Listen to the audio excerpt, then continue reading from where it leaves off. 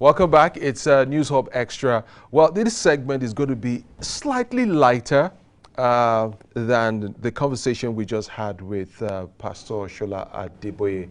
However, is slightly related. You know, we get to talk about every other, sector or group of people, but we hardly ever spare time to talk about the journalist and what role we have to play in the polity.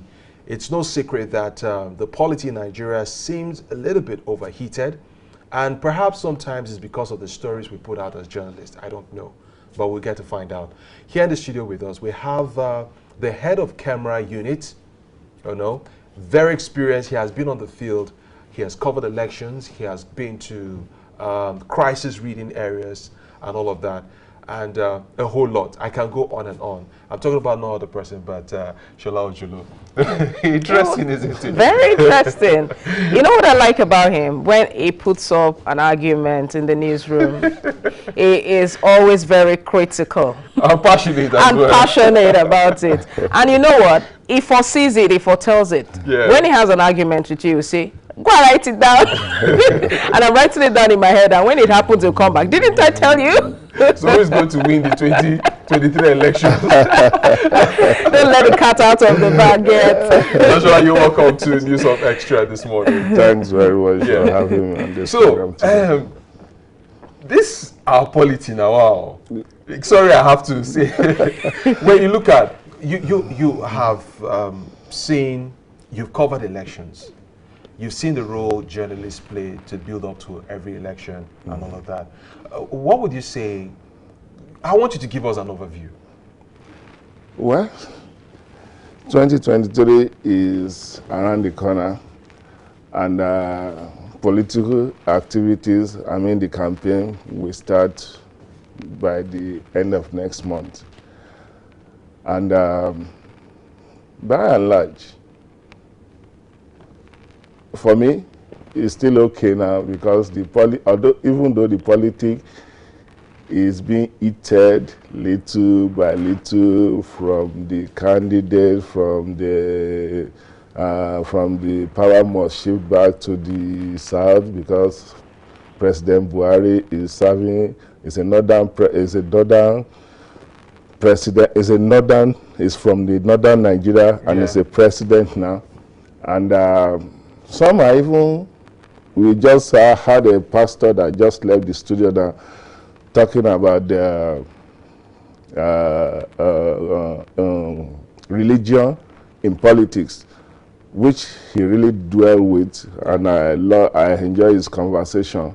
You see, so many things will happen, but we have to keep our fingers crossed. Mm-hmm. Okay, there is an aspect we usually ignore. That is the fourth estate of the realm. Okay. We have a lot of responsibility in terms of, either keeping the polity safe or, stirring it up. But we are always faced with the contradiction of reporting what happened, but reporting it in such a way that it won't stir up the polity. So how do we juxtapose this? Something happened somewhere, probably a bomb explosion or a conflict, and we're expected to, say the truth, report on the figures. But at the same time, they say the figure could stir up the polity. So how do we marry this? I have seen a situation whereby the politicians, especially the ones at the helms of the administration, they normally quick to blame the media for any negative things that happens. But you cannot take that away, because we have so many broadcast media in Nigeria now, as well as the print. Mm-hmm. So most of them are like in a competing world now. You want to, anything that happens, you want to sell your headlines, and they say headlines sells your newspaper. Mm-hmm. Likewise on the TV. So this thing they are making, It is their making. Things cannot happen and you expect media or something to say, no, no, no, no. Although we have a nation to save, I agree to that one, to protect, because some of our reporting also can hit the polity, and but it is still them, the political actors. Okay, you did something now, it's in the media, you have popularity with that, you enjoy that, okay, that one is fine for you. But if you now did something wrong that you think that is not being well to the society, to the Nigerians, media is there to report you. Media is there to report you. It's not left for the society to judge. But at times when I heard that the media hit the polity, they don't protect the nation, you know. In fact, we are part of the governance also as the fourth estate of the realm. But in my own opinion, I think the media is doing well. Okay. But you see, Shola, when you have, the moment when you made mention of that competition, you cannot disregard it. Yeah. I mean, it is what it is right now. You know, does it mean that there's no good news at all? Because at the end of the day, sometimes I'll give an example. Like we get to see defense, for instance. That incident that happened here in Abuja, that particular day, a lot of terrorists died as well. You understand what I'm saying? A lot of terrorists died. The Kuje attack. No, not the Kuje now. I'm referring The to one in, the Buhari, where okay, the some Guards soldiers, Brigade. Guards Brigade Okay. were killed. About 8 of them, I guess. You know, yes, the Guards Brigade were killed, but then it was made to look as though when the story filtered into the press, it was made to look as though this Guards Brigade were incompetent. You know, in most reports, I read quite a number of them, you know, and even in conversation where you hear other people talk, well, in this case, not directly journalists, but most times when you even see what people write, it makes it look as if the soldiers were completely out of their depth and they were ambushed and just slain by these bandits. Whereas bandits died in their numbers as well, in their 30s. Why wouldn't you celebrate that? You know, and all of that. So you know, this is where issues could stem if I from. may come in, you know, our military, they are doing very, very well. I don't know whether some people have any contrary opinion. They are doing very, very well, and they are being overstretched. I don't think a state in Nigeria that we don't have military presence. Maybe because of I will not indict the police now for the insecurity that is happening in the country, but I did mean we have a solid police. If you go to Rwanda now, their current president have done very, very well after the problem of the, is it Tutsi and Husi, the communal or something that happened that time. If you enter Rwanda today, they have a very solid police, very, very solid police. In fact, you'll even be doubting that, is it an African country? You see, we don't have good police.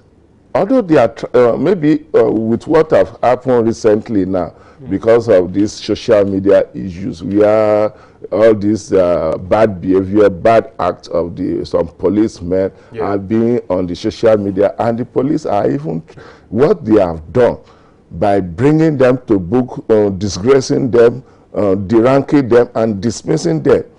I think it's a good development. You talk about is there no good news? I want you to understand something. You are a defense correspondent. You know about the operation of the military, even though I have been during the Boko Haram. I have traveled with the military to Borno State during the thick of the Boko Haram. We went on a patrol with them. We know what they face. We know how they operate. You see, when they said there is no good news, you remember the problem that Nigeria has with this human rights, this international human rights, Amnesty International. Every time they don't see the negative hand with the, when the Nigerian soldiers or Nigerian security are being killed by these terrorists. But this thing is a war. I can remember one former chief of army staff, General Malu, who said that a soldier, you don't invite a soldier to come and quench what's it called, protest or something like that, because if you throw a stone to a soldier will shoot your head, because that is what he's trained for.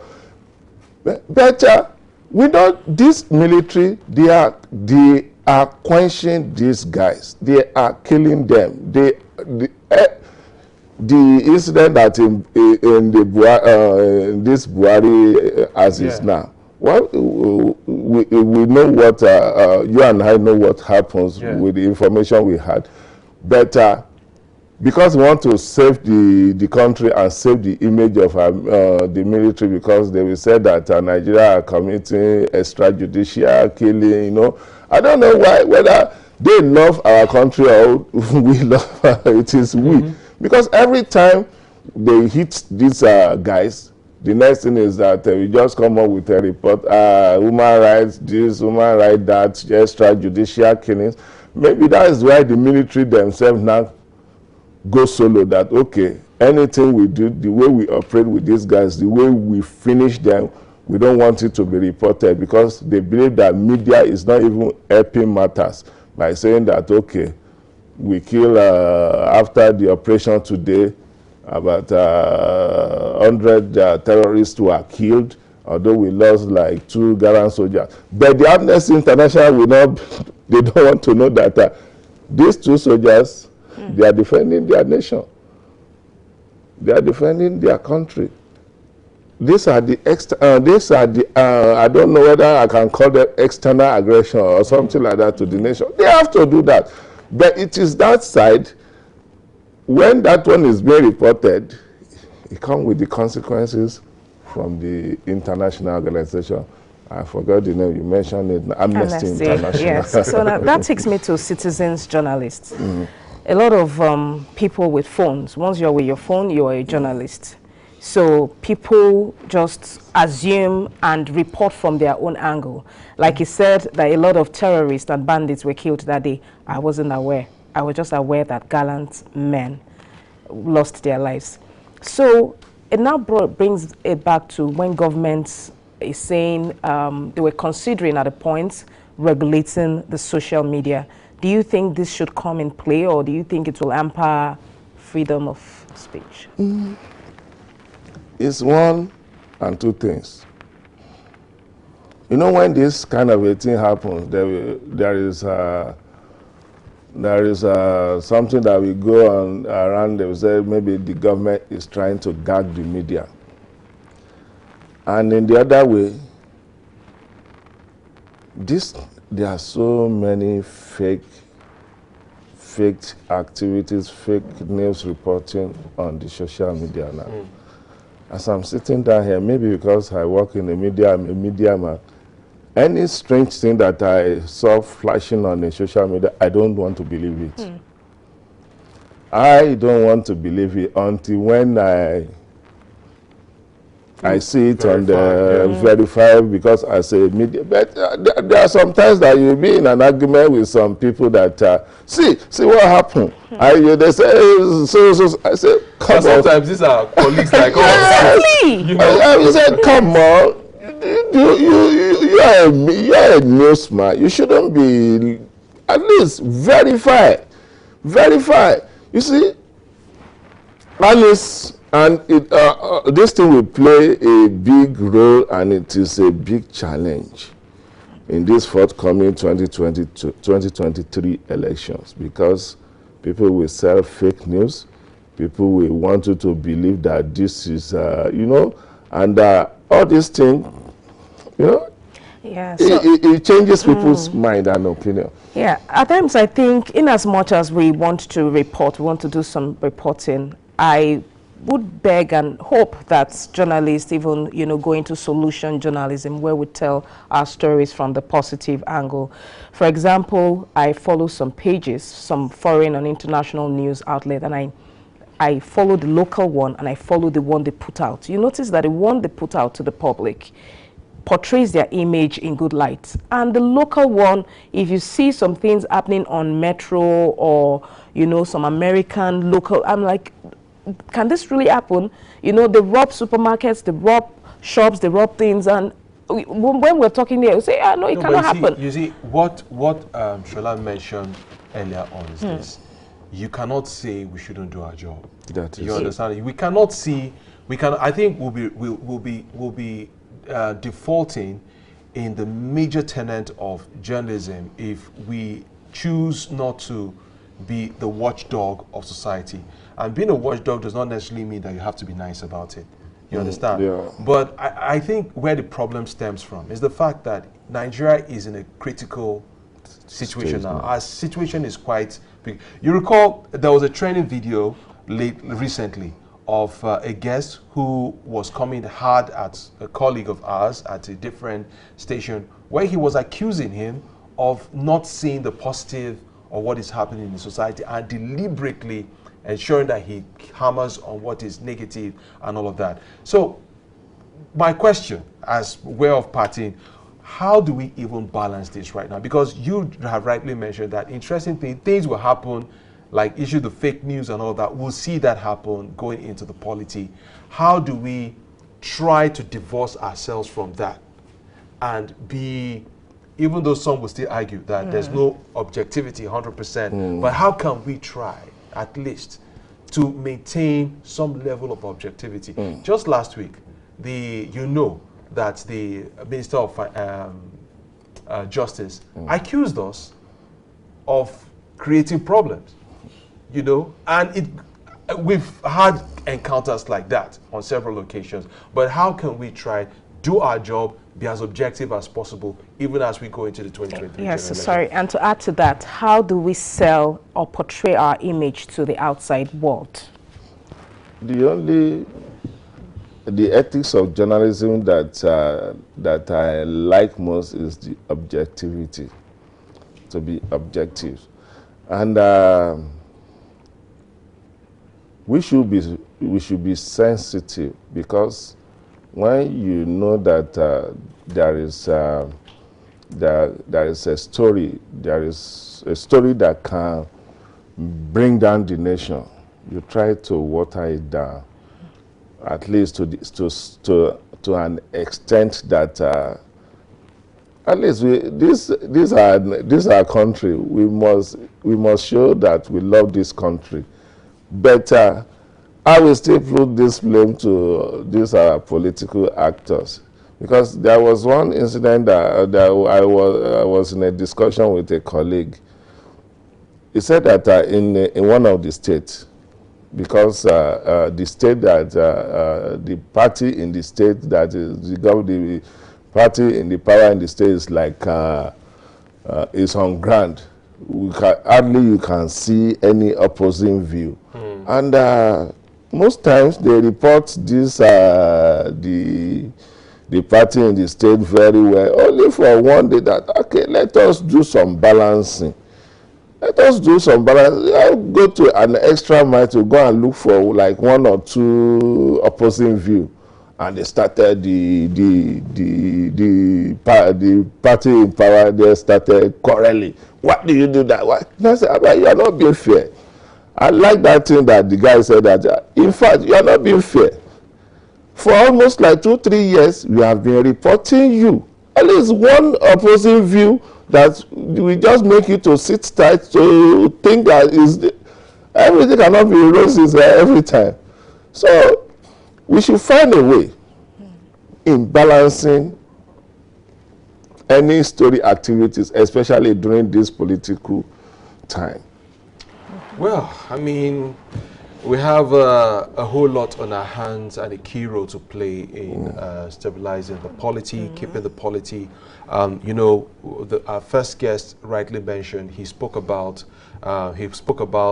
the clergy generally and the role they should be playing, we also should be speaking to ourselves as well. I recall I heard Ahmed Kaderia speaking on the platform, and what she said was, we should imbibe self-censorship. We should know when this story is good for consumption, put it out there for consumption or not. And I hope that's the case. Atinuke. Yeah, and let's not forget that he who pays the piper that dictates the tune. That's a different conversation entirely. Exactly. Yeah, that's a different conversation entirely. So thank you so much, Shola Ojolo, for joining us on News Hub Extra, and hopefully we'll do this again someday. Thank you for putting me on the line of fire. All right. You can Okay, all right. Okay, so that's News Hub Extra for today. Do remember, okay, if you've not gotten your PVC, well, or if you've gotten it, guard it safely, protect it, guard it safely, and follow your conscience. Do not sell it for a pot of stew like Esau did. All right, okay, so that's the end of News Hub Extra. Join us same time, Saturday next week and Sunday, and do have a great week ahead.